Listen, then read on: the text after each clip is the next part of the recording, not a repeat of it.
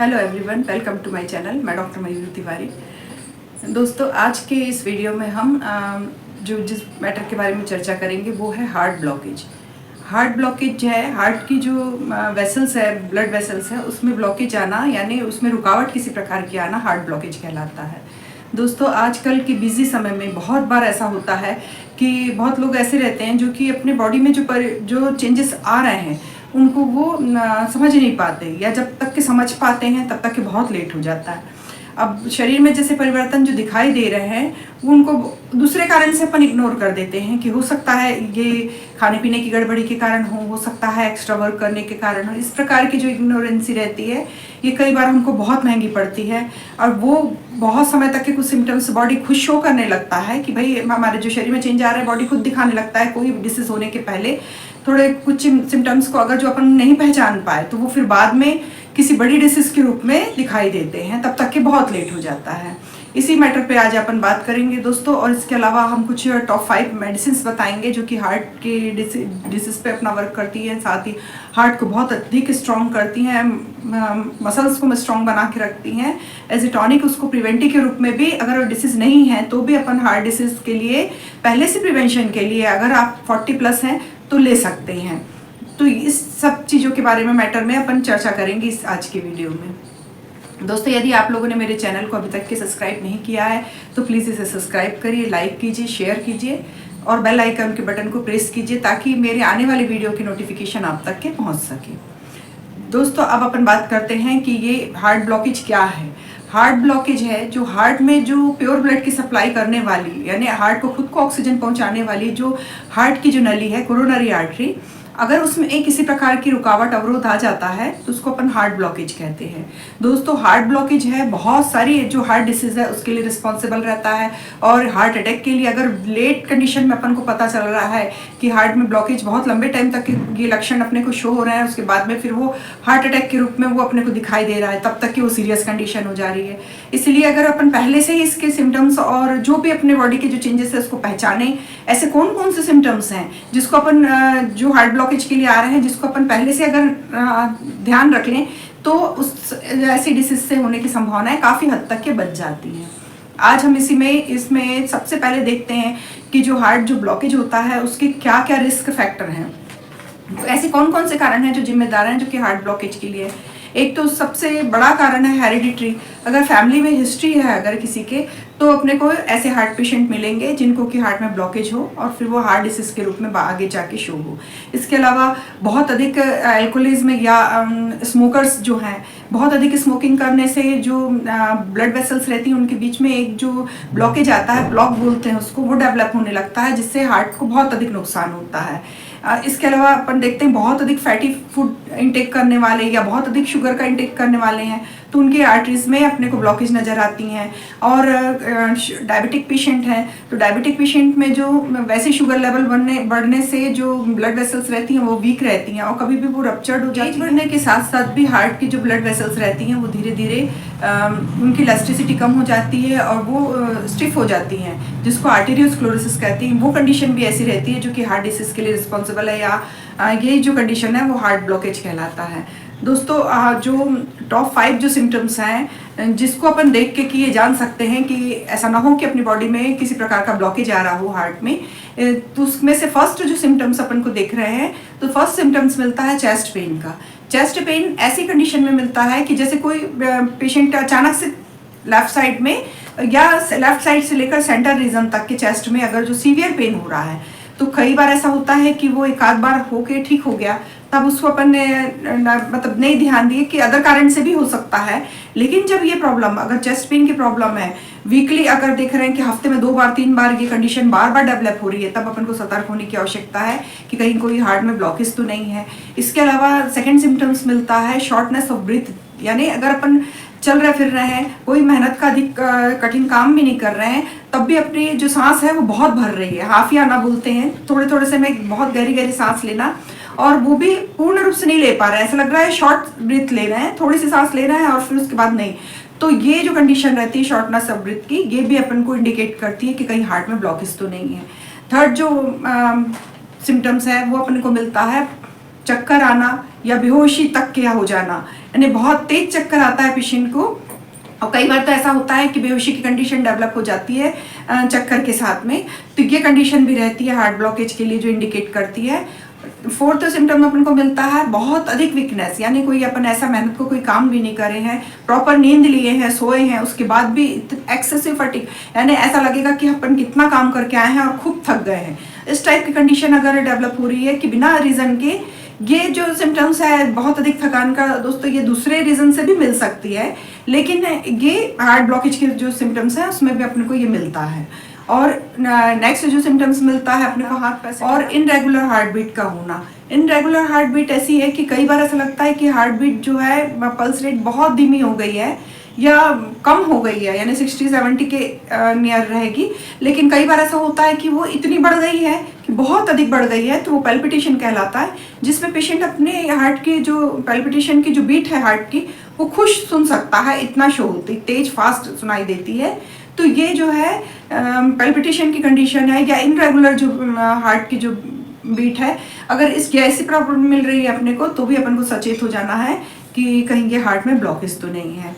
दोस्तों heart blockage जो है, अगर अपने को ये सिम्टम्स स्टार्टिंग यानी शुरुआत की कंडीशन रहती है, जो फर्स्ट स्टेज रहता है उसमें तो जनरली सिम्टम्स पता ही नहीं चलते हैं, लेकिन जैसे जैसे हार्ट की ब्लॉकेज बढ़ती जाती है सेकंड स्टेज में, तो अपने को ये साइन सिम्टम्स दिखाई देने लगते हैं। अगर समय रहते अगर अपन इन लक्षणों को पहचान लें और अगर अपन डॉक्टर से कंसल्ट करें, ECG या इको की कंडीशन अगर टेस्ट हो रहे हैं, जिससे अपन, इसीलिए समय रहते इसको ये लक्षणों को पहचानना बहुत जरूरी है, और अपने को किसी अच्छे कार्डियोलॉजिस्ट से कांटेक्ट करना चाहिए, ताकि अपन उसको सही समय पे सही जानकारी मिल सके और उसको अपन पकड़ सके, ताकि आगे चल के हार्ट अटैक या हार्ट के अदर डिसीज जो वॉल्व से संबंधित जो रोग हो जाते हैं, ये सब चीज़ों को अपन रोक सकें। होम्योपैथी ट्रीटमेंट बताने से पहले मैं आप लोगों को ये जानकारी देना चाहूँगी कि अगर अपन कोई हार्ट पेशेंट है, या फिर उनको जैसे 40+ के बाद अगर अपन देख रहे हैं कि हार्ट डिसीज़ की संभावनाएं अधिक होती हैं, तो उस कंडीशन में अगर पहले से अपन कुछ प्रिवेंशन लेने लगें तो हार्ट डिसीज़ होने की संभावनाएं कम हो जाती हैं। जैसे रेगुलर एक्सरसाइज करना, स्मोकिंग करने वाले हैं वो स्मोकिंग कम करें, ना करें तो सबसे बेस्ट है। अल्कोहलिज्म है जो वो उस चीज़ को अवॉइड करें। नेक्स्ट है डेली जो अपन रूटीन के जो बैलेंस डाइट है खाने पीने में, उस टाइप की डाइट लें, बहुत अधिक तला फला या बहुत स्पाइसी जो फूड है वो उसको कंट्रोल करें। और इसके अलावा स्ट्रेस, जो पेशेंट ऐसे रहते हैं कि जिनको छोटी छोटी सी बातों पे स्ट्रेस लेने की आदत रहती है, तो वो अपने स्ट्रेस को कम करें, प्रॉपर नींद ले, नींद बहुत अच्छे से होना चाहिए। तो ये हार्ट जो पेशेंट है ये इन सब चीज़ को प्रिवेंशन अगर ले रहे हैं तो हार्ट डिसीज़ की संभावनाएं कम होने लगती हैं। अब अपन आते हैं कि होम्योपैथी की टॉप 5 मेडिसिन ऐसी हैं जो कि अपन अगर जो साइन सिम्टम्स अपन को हार्ट ब्लॉकेज के दिख रहे हैं तो उस कंडीशन में लें, या फिर एज ए प्रिवेंटिव भी कुछ मेडिसिन ऐसी हैं कि जिनको अगर अपन पहले से लेने लगें तो अपना हार्ट जो है स्ट्रॉन्ग हो जाता है। और हार्ट अगर स्ट्रॉन्ग रहता है और सब प्रॉपर उसमें ब्लड का फ्लो अगर सही मात्रा में होता रहता है तो हार्ट डिसीज होने की संभावनाएं काफ़ी हद तक की कम हो जाती हैं। इसमें से फर्स्ट मेडिसिन है डिजिटिलिस। डिजिटिलिस जो होम्योपैथी मेडिसिन है वो 200 पोटेंसी में लेना है। ये उस पेशेंट को देना है जिसको अपनी हार्ट बीट खुद सुनाई दे रही हो, इनरेगुलर पल्स रेट इनरेगुलर हो, पैल्पिटेशन की कंडीशन हो, और बार बार कभी बिल्कुल कम लग रही हो और कभी बहुत अधिक बढ़ गई हो हार्ट बीटिंग। तो इस कंडीशन में डिजिटिलिस मेडिसिन का यूज़ करना चाहिए 200 पोटेंसी में। 2 ड्रॉप सुबह, 2 ड्रॉप दोपहर को, रात के समय, ऐसे 3 बार 2-2 ड्रॉप अपने को डायरेक्ट टंग पे वो मेडिसिन की लेना है। सेकेंड मेडिसिन आती है अपने इसमें आरएममेट। आरएममेट 30% पोटेंसी में लेना है, और आरएममेट ऐसी कंडीशन में देना है जब पेशेंट अपने चेस्ट में बहुत हैवीनेस फील करे, ऐसा लगे कि खूब भारी हो गई है छाती।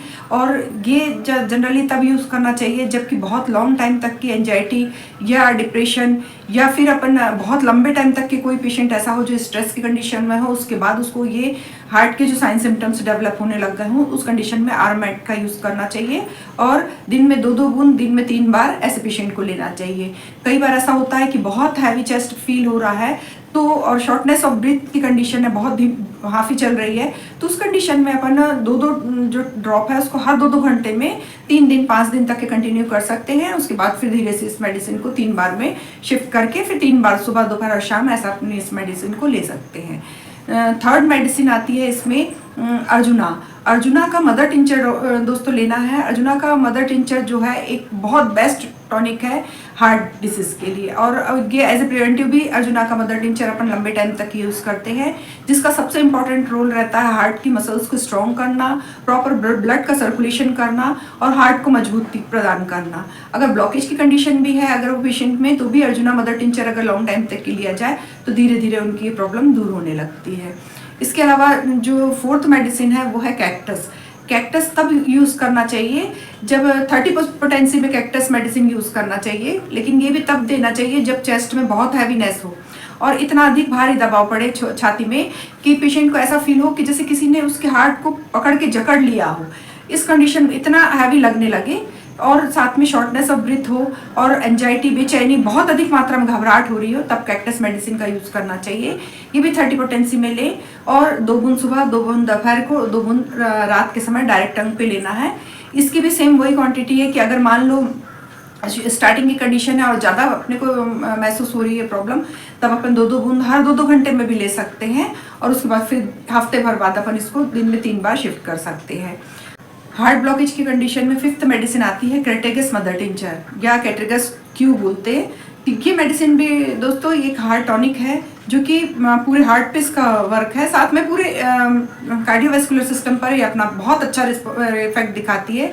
इसको भी एज ए टॉनिक अपन लंबे टाइम तक यूज़ कर सकते हैं। हार्ट की मसल्स को मजबूत करती है। इसमें भी चेस्ट में हैवीनेस और shortness of breath, chest pain, इस टाइप के सिम्टम्स मिलते हैं और इसको लंबे टाइम तक की अगर अपन इसको यूज़ कर रहे हैं तो इसका बहुत अच्छा रिजल्ट अपने को दिखाई देता है, जिससे हार्ट मजबूत होता है और वो इस प्रकार की दूसरे और साइन सिम्टम्स अपने को धीरे धीरे उसमें सबसाइड होते हुए दिखते हैं।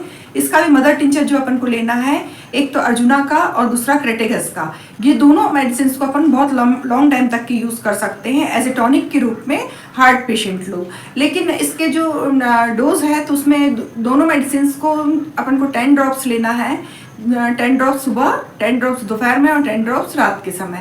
इसको आधा कप पानी में, गुनगुने पानी में उसको 10 बूंद डाल के उसको सिप करके अपने को दिन में 3 बार पीना है और लंबे टाइम तक यूज़ करना है। दोस्तों ये मेडिसिन जो हार्ट के लिए बहुत ही बेनिफिशियल है और बहुत इफेक्टिव है, जिससे हार्ट की सारी प्रॉब्लम धीरे धीरे कम हो जाती है और हार्ट को स्ट्रॉन्गनेस मतलब महसूस होता है कि खुद अपने आप को लगता है कि अपने धीरे धीरे सिम्टम्स खत्म हो रहे हैं और हार्ट मजबूत हो रहा है। दोस्तों आशा करती हूँ कि आज का मेरा वीडियो ये आप लोगों को इन्फॉर्मेटिव लगा होगा और उम्मीद करती हूँ कि जो भी पेशेंट हैं ऐसे कि जो हार्ट ब्लॉकेज की कंडीशन के जिनको सिम्टम्स मिल रहे हों, वो एज ए प्रिवेंटिव या ये मेडिसिन यूज़ करें और बेटर फील करें। और अगर ऐसे भी कोई व्यक्ति हैं जो कि अपन आपकी जानकारी में हो तो उनको ये वीडियो शेयर कीजिए। फिर से मैं मिलती हूँ आपसे नए टॉपिक पे नेक्स्ट वीडियो पे। Thank you.